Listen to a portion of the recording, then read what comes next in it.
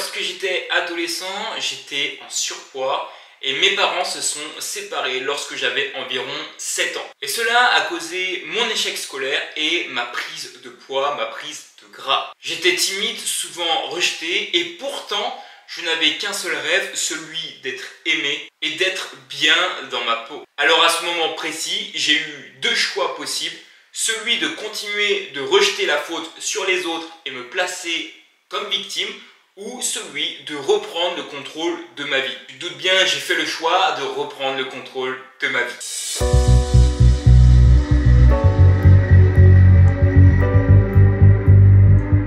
Salut champion, c'est Teddy et bienvenue sur cette nouvelle vidéo.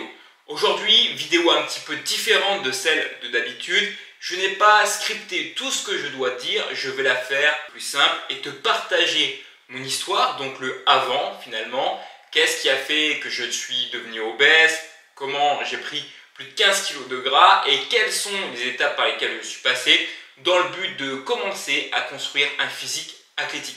Parce que je dis commencer parce que c'est un processus long terme. C'est aujourd'hui quelque chose que je vois tenir toute ma vie. Je parle de nutrition, je parle de faire du sport, de faire attention à ma santé. Donc c'est parti, let's go! Ok, alors du coup, pour commencer, la première période de ma vie, c'est la séparation de mes parents. Je parle d'une grosse période parce que c'est une période difficile pour moi. Je ne me rends pas forcément compte au départ puisque je vois beaucoup d'avantages et très peu d'inconvénients. En termes d'avantages, c'est très simple. On parle du fait d'avoir plus de cadeaux à Noël, d'avoir plus de vacances, de pouvoir se promener davantage, d'avoir des environnements différents. Mais les désavantages, c'est également le fait de partir d'une maison, aller à une autre maison, d'avoir des environnements différents. On va dire que celui de ma maman est plutôt normal, celui de mon papa un petit peu plus, on va dire, dans un cercle social de personnes qui font un peu moins attention à leur santé, qui correspond parfaitement du coup à sa propre personnalité. Et pour le coup, le fait qu'ils soient séparés va entraîner quelques années plus tard mon échec scolaire pour la simple et bonne raison que déjà je n'ai pas forcément l'envie d'être à l'école, je me vois faire autre chose, j'ai envie de découvrir la vie, ce qui va faire que je vais aller de classe en classe sans forcément apprendre. Je vais beaucoup faire l'école buissonnière, c'est-à-dire que je vais faire en sorte de passer le moins de temps possible en cours, de jamais réviser, de jamais faire mes devoirs, etc., etc. Et je pense que finalement, le plus difficile au moment où ils se séparent, c'est que quelques années plus tard, lorsque j'ai entre 10 et 14 ans, je suis un petit peu perdu dans ma vie. Je ne sais pas ce que je vais faire finalement comme métier plus tard. Je me pose déjà ce type de questions. Et mes parents, à ce moment-là, ils ont vraiment des environnements différents, des habitudes de vie différentes. Donc déjà, quand je parle d'environnement, celui de mon papa, il est plus entouré par exemple de personnes au chômage, personnes au RSA qui ne font pas forcément attention à leur santé, qui sont tout le temps en soirée. Et ça, du coup, moi je m'en imprègne, j'en fais limite une normalité.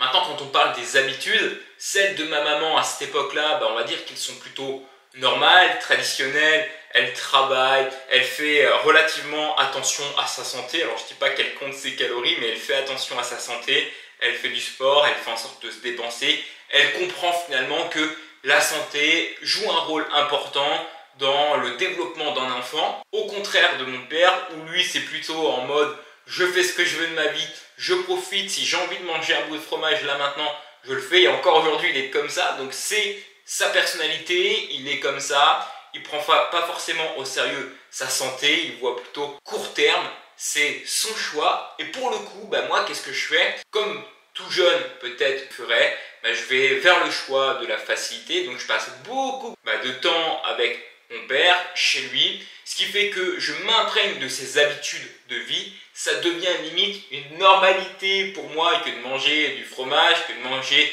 des knackis dans des pains au lait lorsque je rentre à 4 heures, de manger des frites, de manger des burgers et des pizzas, limite à chaque repas. D'ailleurs, je me souviens inviter souvent mes copains, parce que mes copains, c'est drôle, mais ils adoraient venir chez mon père, parce que oui, quand chez tes propres parents, tu ne peux pas faire ce que tu veux, généralement, quand tu découvres un foyer où tu as beaucoup plus de liberté, que ce soit au niveau de ton équilibre alimentaire ou même sur les horaires à laquelle tu dois dormir, lequel tu peux travailler, etc., généralement, on s'y sent bien. Alors attention, en revanche, c'est bien de mal manger, du moins c'est un plaisir court terme. En revanche, ce que je n'ai pas vu arriver, c'est du coup tout le gras que j'ai pris. Ouais, à cette époque, du coup entre 10 et 14 ans, je prends énormément de poids, on va dire des kilos en kilos, mois après mois, et ce qui fait qu'à l'âge d'environ 14 ans, là je suis dans une période où je suis vraiment pas bien. C'est-à-dire que le regard des autres, j'ai peur de tout le monde, je me sens pas confiant, j'ai l'impression que tout le monde me regarde mal, tout le monde me dévisage, tout le monde regarde mon corps. Pour ça, à cette époque, je me camoufle, je me souviens, je mets des vêtements ultra larges parce que j'ai l'impression que comme ça, je me sens mieux, du moins qu'on ne remarque pas toutes les formes que je peux avoir. Le soir, quand je me mets, on va dire, tout nu devant la glace, à ce moment-là, je me sens pas bien, dans le sens où je vois mes bourrelets au niveau du ventre, sur le côté, devant, j'ai limite des seins qui pendent, et là, je me sens vraiment pas bien. On va dire que j'ai aucun muscle, j'ai aucun cardio, dès que je dois monter, je dois faire du vélo, je suis en sueur, je suis vraiment pas bien dans cette période-là. Je me souviens même avoir un cercle social qui est franchement vraiment pas bon. Je traînais du coup avec des personnes comme mon papa faisait, un environnement où les personnes sont au RSA, sont au chômage, qui fument, qui boivent, etc. Donc, j'ai vraiment rien qui peut me permettre d'avoir vraiment une bonne santé, d'avoir un bon mode de vie. Et chose encore pire, parce que quand tu ne te sens pas de confiance, ce que tu fais, c'est de trouver des solutions, entre guillemets, à ta portée de main pour être dans notre propre bulle. Ce que je fais du coup, c'est quoi? C'est que je joue énormément aux jeux vidéo. Mais vraiment, toute mon enfance, je l'ai passée à jouer aux jeux vidéo. Je me souviens notamment, je jouais à Dofus, un jeu sur PC, où j'ai passé 5, 6, peut-être 7 années de ma vie à y jouer comme un gros malade. Je ne faisais plus mes devoirs tellement je jouais, je me couchais à 1h, 2h, 3h du matin parce que j'étais devenu un gros geek. Et finalement, quand je fais quelques pas en arrière, quand j'ai un visuel de pourquoi je faisais ça, en fait c'est parce que j'avais cette sensation que quand je jouais aux jeux vidéo, il n'y a personne, il n'y a aucun regard qui était porté sur moi, que j'étais comme dans un semblant de bulle qui me permettait d'être dans ma zone de confort. Et finalement, c'était l'endroit où je me sentais le plus heureux. Dans cette même période, malheureusement, vu que j'ai pris du poids, je me sens pas bien, j'ai envie de perdre, je sais pas comment faire. Je suis tellement stressé par la situation que je viens en perdre mes cheveux régulièrement. Donc ça, depuis, je crois, l'âge de 7 ans, je commence à perdre mes cheveux parce qu'à chaque période où j'ai un gros stress, c'est la façon à mon corps de s'exprimer. Je ne sais peut-être pas le faire autrement, du moins, je n'avais pas forcément conscience, je ne savais pas comment extérioriser tout ça. Donc, entre 7 et 14 ans, j'ai pris beaucoup de poids. Je me sens pas bien, je suis pas confiant, je suis en surpoids, je vois mon gras dépasser du ventre, je mets des vêtements qui sont trop larges. Ça me cause au passage mon échec scolaire parce que j'ai pas forcément le bon environnement, je ne bosse pas à l'école, je redouble ma 5e. Du coup, ce qui va se passer, c'est quoi? C'est que mes parents vont prendre la décision, et je me rappelle encore de ma mère, elle me partageait encore récemment, cette période-là, c'est comme une descente aux enfers pour moi. Du coup, ce qu'ils vont faire, c'est prendre les devants, prendre leurs responsabilités et faire en sorte que je parte dans une nouvelle école. Donc je quitte le collège, on m'envoie dans une MFR. Donc on va dire que c'est une école spécialisée pour les jeunes en difficulté, en grande difficulté, alors pas forcément, mais c'est pour les personnes en tout cas qui à l'école ne se sentent pas dans la bonne case et qui veulent voir la vie sous un angle différent. Le gros avantage de cette école-là, c'est quoi? C'est que finalement, dedans, tu découvres plein de métiers. Okay, donc moi, je vais en découvrir, je crois, 15, entre 15-16 ans jusqu'à quasiment mes 17 ans. 15 métiers dans différentes sphères, que ce soit la boulangerie, la pâtisserie, la peinture, la menuiserie, la plomberie, le coaching sportif même, etc., etc. Et du coup, dans cette période d'école, là, on arrive dans le pendant. On va dire le pendant, ma transformation physique. Parce que je te le rappelle, que je suis passé d'un physique où j'étais, oui, certes gras, obèse, pas forcément bien dans mon corps, dans ma tête, à quelqu'un qui va reprendre sa santé, va devenir athlétique, va faire du sport régulièrement, va faire attention à sa nutrition et finalement va par la suite même séduire des filles, attirer des personnes à lui. Et donc dans cette période où je suis en MFR, ce qui va se passer, c'est que je vais être dans une école, où je vais être dans un internat et je vais être structuré en mode militaire. C'est-à-dire que pendant 2 ans, je vais devoir partager une chambre avec d'autres personnes, donc d'autres camarades, on va devoir faire notre lit, on va devoir nettoyer cette chambre, on va devoir, bref, faire comme si finalement on avait notre propre chez soi. Au réfectoire, c'est la même chose, on doit aider à la préparation de la nourriture, on doit préparer les tables, on doit transmettre, donner à manger aux personnes qui sont présentes dans le réfectoire, on doit également faire la vaisselle, etc. etc. On va nous forcer, entre guillemets, à suivre des cours, à avoir des bonnes notes parce qu'on est des classes à capacité inférieure par rapport aux classes traditionnelles. Donc on a beaucoup plus de concentration, on a davantage les professeurs qui sont à nos côtés pour nous pousser à avancer. Et en plus de ça, le gros avantage, c'est que je suis à l'école une semaine sur deux. Donc une semaine où finalement je peux bosser, c'est motivant de bosser qu'une semaine par mois à l'école. Et les autres semaines, je vais les passer en stage à découvrir plein de métiers différents. Et du coup, pour moi, je suis gosse, c'est révélateur en fait. Je me dis qu'il y a d'autres solutions que l'école traditionnelle pour découvrir sa voie. Être en MFR, c'est un avantage parce que tu peux découvrir plein de métiers et à la fois continuer ta scolarité en toute normalité. Et c'est d'ailleurs à ce moment-là que j'ai un déclic. J'ai le déclic, je tombe sur une vidéo où le gars, c'est un coach, il accompagne des personnes, donc coach développement personnel, c'est David Laroche à cette époque. Il partage dans une vidéo que il vaut mieux, lorsqu'on a un gros objectif, quand on ne se sent pas bien dans son corps par exemple, commencer par des toutes petites actions. Parce que les petites actions mis bout à bout, cumulées, permettent d'atteindre des gros objectifs. Alors finalement, ce que je vais commencer par faire, c'est me dire, ok, je suis pas bien, je me sens pas bien dans mon corps, je veux me sentir mieux, comment je fais? Eh bien, je vais commencer par des toutes petites actions.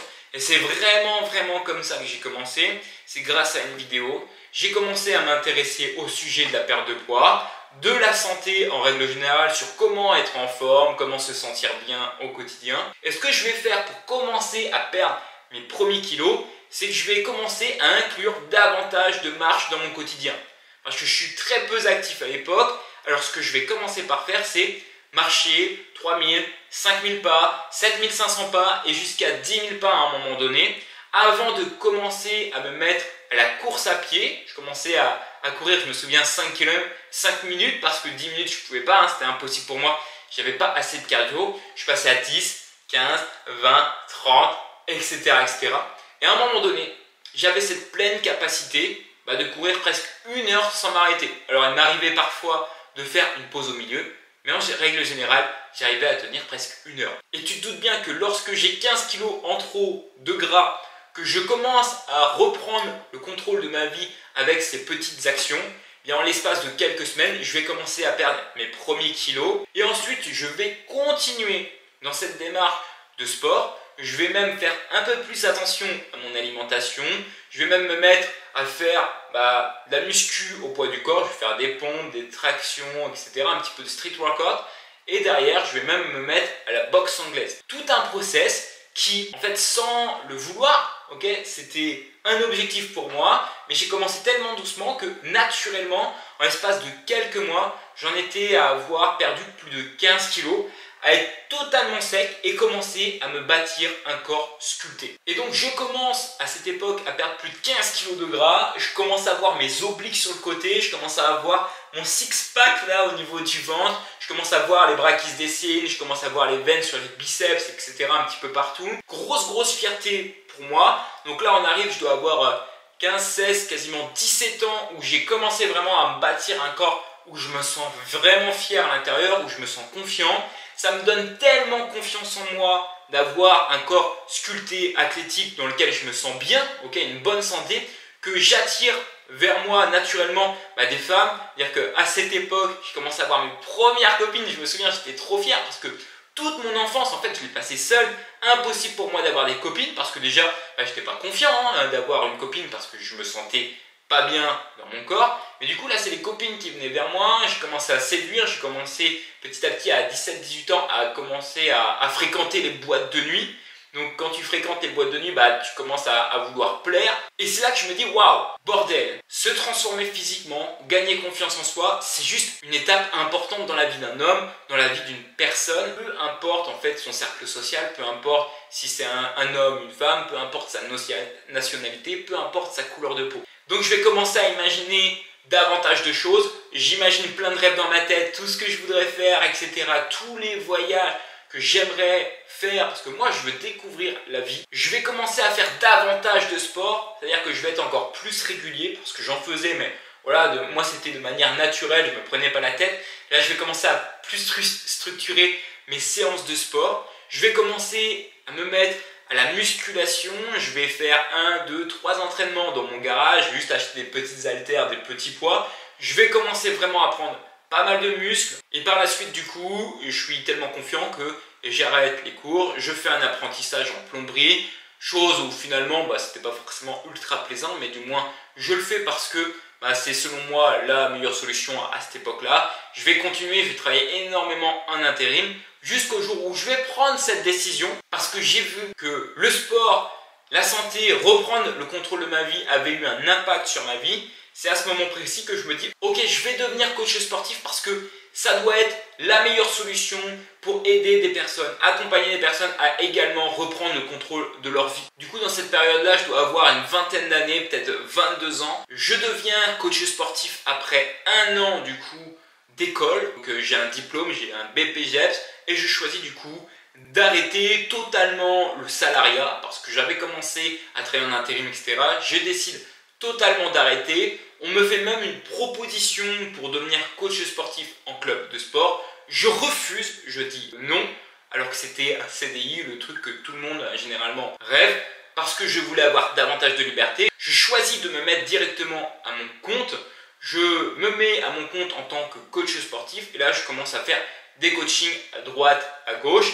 Et quelques années plus tard, donc il va se passer 5 ans jusqu'à aujourd'hui, cette vidéo, je vais finalement continuer de me transformer physiquement, accompagner des personnes, lancer également plusieurs business parce que j'ai choisi d'arrêter d'être dans le monde traditionnel. Alors je vais avoir des entreprises. Aujourd'hui j'ai plusieurs entreprises, j'ai plusieurs business qui tournent. Je suis surtout coach sportif, j'accompagne des personnes à également reprendre le contrôle de leur vie, à se transformer physiquement, mentalement, pour aller de l'avant et finalement faire en sorte que ces gens-là ont une vie où ils se sentent pleinement épanouis, où ils se sentent pleinement heureux, où ils se sentent pleinement confiants et avec la pleine capacité de réaliser leur rêve le plus fou, de se réveiller le matin avec le smile, de se coucher le soir avec le smile. Alors voilà, tu l'as compris, durant ma scolarité, ça a été vraiment compliqué entre la séparation de mes parents, mon échec scolaire, mon environnement qui n'était pas propice à avoir une bonne santé, le fait que j'ai été